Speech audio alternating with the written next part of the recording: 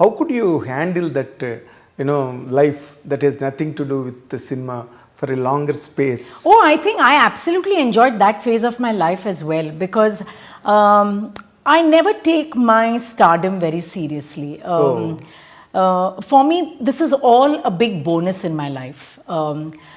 What matters to me is all the small little blessings I see every day in my life. The time I can spend with my family, my friends, without carrying the baggage of an actor. I can just sit and say what I want and not being judged by, or anything of that sort. I just like that personal space. So as I said, even my acting career, I've always looked at it as a 9-to-5 job. It's a job. Okay. It's not about whether you're a star or this is what is required of you, this is how you behave or anything. For me, it's not all about that. When I'm on the set, that's my job. You're an actor. I'm an actor, and that's what I have to do my best. After once you're off the sets or off the screen. Then I'm not Nadhiya, then I'm Zarina, which is my original name. And so even when I go back, people half the time get confused because some people don't know how to address me, whether they call you Nadhiya or they call you Zarina. Because my friends who are not from cinema, they all know me only as Zarina, and then people in cinema know me only as Nadhiya. So but I'm leading this dual life. Yeah. You're double role. Double role in life. In life. Normally, it is for me, it is a very exciting moment now, because I have interviewed you almost 35 years ago in AVM Studios. I came to, you were shooting some Tamil film, right? AVM 8th floor. Right. I came there and I interviewed you, and I went and I wrote it. That's our Telugu magazine at the time. It was on the top. It was Jyoti Chitra. The next week I brought it and gave it to you. But you do not know how to read Telugu. Then I would have made you read it. I would have asked you to read it. I read it and I explained it in English. Yeah. And you felt so happy for all the content, and you commented one thing, still I remember. Wow. You told me that I told you something and you have glorified and glamorized and put it in a right order without any confusion. Even sometimes I miss to tell you completely, you have filled the gap and completed it.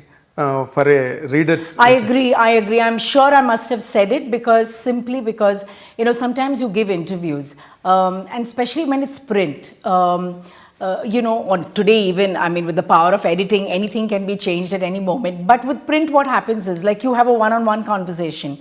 And sometimes the tone of the interview can completely change. Can be. And it loses its essence and it gets focused on something else. So I think that's what I must have noticed in your writing is that, I must have said something which is probably I meant it from my heart, but I couldn't express it with words.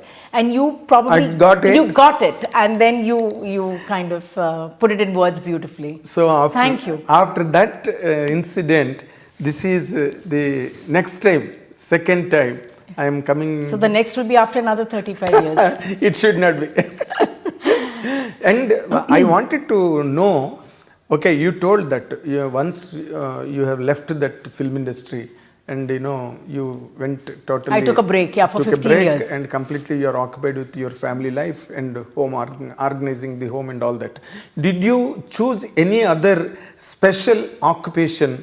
Or some avocation that kept you busy and occupied? Yeah, I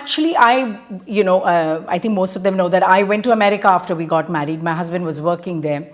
So the first 3 months just took me time to kind of understand how life in America is, and but then my husband thought that since I've been so busy, it would be nice for me to be a little occupied. So he considered whether you would like to do like kind of an associate degree, a 2-year course, which you kind of make new friends and yet you learn something different. And actually I did that, and I did that for 2 years. I worked very hard. I made it to the dean's list, as they say, which is like you graduate among the top 5 or whatever. And I don't think I've worked so hard in my entire school or college life.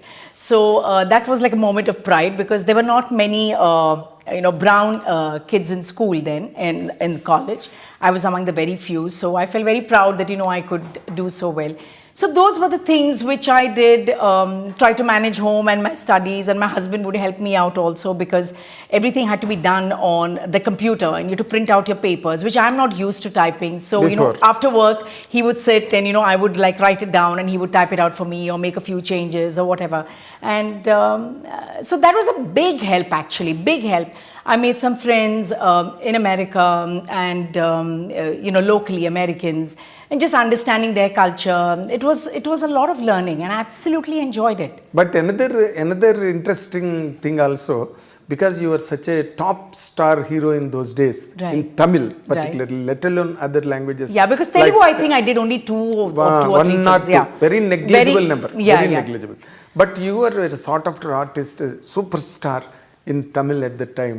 But normally when it comes to the point of marriages and getting together, in cinema industry normally happens between a superstar hero and a superstar heroine. It happens naturally in any given language, like Dharmendra Hemamalini. Right, You right. can take such instances. But such things never occurred in your life? No, because I met my superstar husband before I came into films. So I knew my husband even before I... Oh, you came into the film industry? Yes. So I knew him even before I got into the industry. That is where you could skip the film industry and the superstar seers. Yeah. They are unfortunate people.